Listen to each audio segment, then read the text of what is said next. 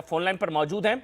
रूपा जी, ये फाल्टा की रिपोर्ट अब तक पहुंची, जिसकी जो जानकारी अमित शाह और ईसी ने भी संज्ञान ले लिया है कि बीजेपी के चुनाव चिन्ह पर टेप लगा दी गई है। हाँ, ये पश्चिम बंगाल में ये सब रीति रिवाज बहुत सालों से चल रहा है। तभी हर जगह पे अभी ये सब नहीं हो रहा है, कुछ कुछ जगह पे ऐसा हो रहा है। तो पाल्टा की खबर मुझे थोड़ी देर पहले मिली एक बार जी। तो ये इसका जरूर देखेंगे। इसी के ऊपर भरोसा है, अगर री-इलेक्शन करना पड़ेगा, झंझट होगा, तो वो इसी डिसाइड करेंगे क्या करना होगा, क्या नहीं करना होगा।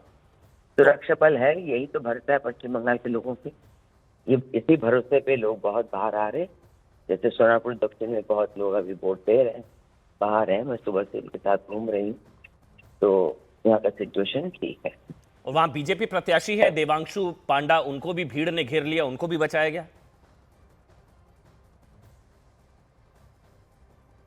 रूपा जी, आवाज आ रही है आप तक? ठीक है, रूपा का अंगुली बता रही है, इस तरह की रिपोर्ट उन तक भी पहुंची है। गृह मंत्री अमित शाह को भी बता दिया गया, ईसी ने इस पूरे मुद्दे का संज्ञान ले लिया है। ईसी की तरफ से कहा गया कि अगर ये शिकायतें सही पाई गई तो रीपोलिंग, दोबारा मतदान भी हो सकता है। तहसील मेरे साथ हैं, मेरे साथ प्रोफेसर अवनीजेश अवस्थी जी भी इस वक्त मेरे साथ लाइव जो है वो जुड़ चुके हैं। साथ ही शांतनु भी है मेरे साथ आज, शांतनु गुप्ता जो कि राजनीतिक विश्लेषक हैं। शांतनु, स्वागत। प्रोफेसर अवनीजेश प्रोफेसर अवस्थी पे आपसे शुरू कर रहा हूं, ये कौन सा, ये बंगाल में दिखा है, इससे पहले कहीं और दिखा? जहां टेप लगा दिए तो खुल्लम खुल्ला है। ये रिगिंग वगैरह तो चलो, ईवीएम हैक और ईवीएम की शिकायतें होती थी, ये टेप लगा देने वाला। अमन जी, आपको शायद आपने उस समय टीवी नहीं, शायद पता नहीं, आपकी उम्र के हिसाब से नहीं बता सकता हूँ। एक प्रोग्राम आया आंखें देखी। हाँ, आंखों देखी, जी जी, सब शायद तहसीन ने थोड़ा बहुत उसको याद आए, शायद अगर याद है। और उसमें किस तरीके से बॉक्सेस को लेकर के चले गए। एक ने तो मुझे किसी व्यक्ति ने बताया कि हमसे कहा गया कि सारे बूथ जो है छापने हैं, और हमने जितने पोलिंग वो थे, जितने वोटर थे, उससे ज्यादा बैलेट पेपर आए हुए थे, उससे ज्यादा हमने डाल दिए। एक मेरे स्टूडेंट ने बताया एक बार, ये बिहार की बात बता रहा हूं मैं आपको।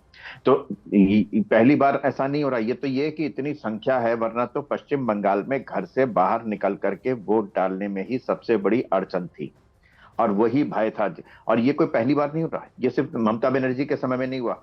आप इस बात को देखिए कि पूरा जो 35 साल का वाम मोर्चे का शासन है, उस वाम मोर्चे के ये पूरे ईवीएम नाले में बांधिए जाते थे, उसी से लड़ करके ममता बनर्जी आई थी। टेप वाला मैंने नहीं सुना था सर। ये सब मैंने भी देखा, आंखों देखी, सारी चीजें, लेकिन टेप वाला मैंने नहीं सुना था। हो सकता है मैं कहीं मिस कर गया। उसमें एक बात है ना, उसमें मैं एक बात बता देता हूँ कि ये ऐसी घटनाएं होती थी, खासतौर से ऐसी जगहों से जहां पे रिपोर्ट भी नहीं होती थी।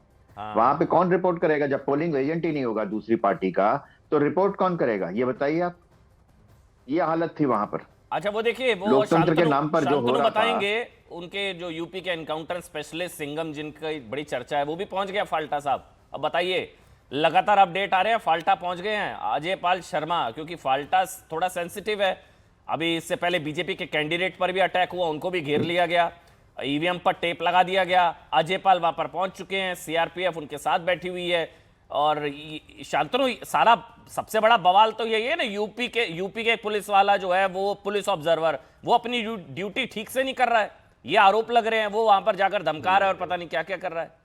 शांतनु जी, देखिए, वो अपनी ड्यूटी अमन भाई बिल्कुल ठीक से कर रहे हैं। अगर जो भी उत्तर प्रदेश के लोग हैं जो अजय पाल शर्मा जी को जानते हैं, बहुत सुंदर आईएएस ऑफिसर है, बहुत कद्दावर आईपीएस ऑफिसर है। 110 सुंदर मत बोलिए सर, हैं। वो फेयर एंड लवली महुआ का याद आ जाता है। मतलब उनका काम बहुत सुंदर है, मैं ये कहना चाह रहा हूँ। अच्छा 2011 के आईपीएस ऑफिसर हैं। जौनपुर, शामली, रामपुर, हाथरस, किसी भी व्यक्ति से पूछ लीजिए जहां पे वो एसपी रहे। इस समय असिस्टेंट कमिश्नर ऑफ पुलिस हैं प्रयागराज रेंज में, लॉ एंड ऑर्डर। और उनके समय में जो हम माफिया राज का सफाया देखते हैं योगी आदित्यनाथ में, उसमें बड़े बड़े टीम मेंबर्स हैं, जिसमें अजय पाल शर्मा एक बड़ा नाम है। और इसलिए ऐसे ही इसी ने ऐसे जो निडर करेजियस ऑफिसर्स हैं उनको भेजा है। लेकिन ये कितने शर्म की बात है कि ये बंगाल में चुनाव हो रहा है कि वो रण लगा है, जहां पे हमें मार पीट, खून, पुलिस ऑफिसर, इसको देखना पड़ता है। और किस तरह के स्टेटमेंट हमने अभिषेक बनर्जी के देखे कि हम इस जगह हार गए, इस बार देखता हूं किसका बाप बचाने आएगा। मतलब इस तरह के स्टेटमेंट एक एमपी को बोलने पड़ रहे हैं। खैर, वो एमपी ऐसे हैं कि वो पार्लियामेंट में 15 से 20% अटेंडेंस रहती है उनकी। लेकिन मेरे ख्याल से जिस तरह से टीएमसी रैटल्ड लग रही है, जिस तरह से वो नर्वस लग रही है, जिस तरह से दीदी का रुख है, जिस तरह से दीदी ने कहा कि टीएमसी फिर आएगी तो फिर मिलेंगे। अभिषेक का कहना था, वो तो उन्होंने इसलिए कहा था कि उनके सांसद पर भी अटैक हो गया था। वो तो हमला हुआ था ना, उनके सांसद पर भी अटैक हुआ था उनकी। देखिए, जिस तरह से टीएमसी जिस तरह से चुनाव लड़ती है हमको पता है। आपने देखा है 2010 और 2009 और 2010 की खबरें देखिए। ममता बनर्जी यूपीए गवर्नमेंट के पास आ रही हैं, प्रणब मुखर्जी से कह रही हैं कि सेंट्रल फोर्सेस भेजिए, इलेक्शन फ्री एंड फेयर हुआ तो मैं लेफ्ट को हरा पाऊंगी।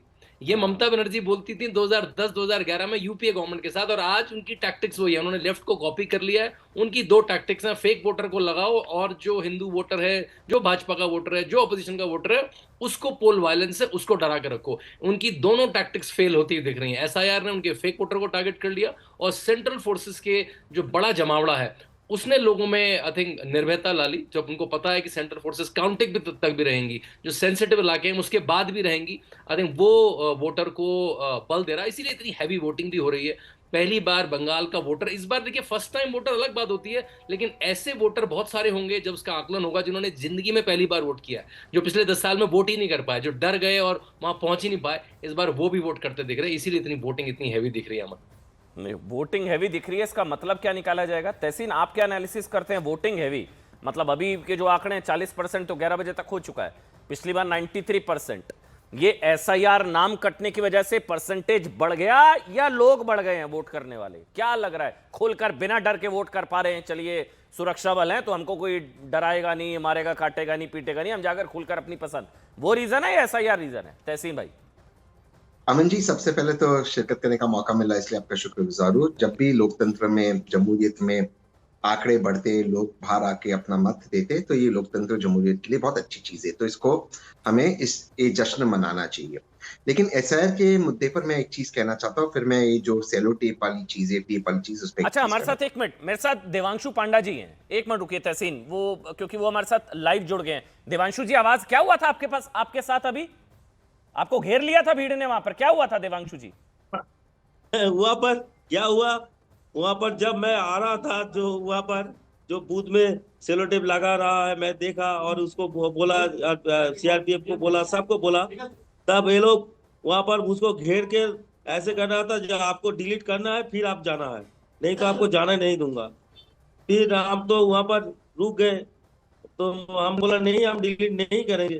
बोला आपको डिलीट करना ही होगा, ये वाला आपको तो डिलीट करना ही है, डिलीट नहीं करेंगे तो हम नहीं जाने देंगे। इसलिए वो लोग 500-700 कुछ कुछ मुस्लिम लोग हैं और कुछ सब आके हमको घेर लिया। हमारा जो ड्राइवर था उसको भी घेर लिया, सबको गाड़ी भी घेर लिया। फिर 1 से 1.5 घंटा हम वहां पर बैठा रहा। हम बोला हम नहीं डिलीट करेंगे। बोला नहीं तो आपको नहीं छोड़ेंगे, ठीक है। हमको आप देख, फिर ऐसे कहीं किया, और फिर मैं फिर क्यूआर टीम और सेंट्रल फोर्स आके मुझको रिकवरी करके लेकर गया। नहीं तो क्या डिलीट करने का, आपने मोबाइल से वीडियो बना लिया था कोई?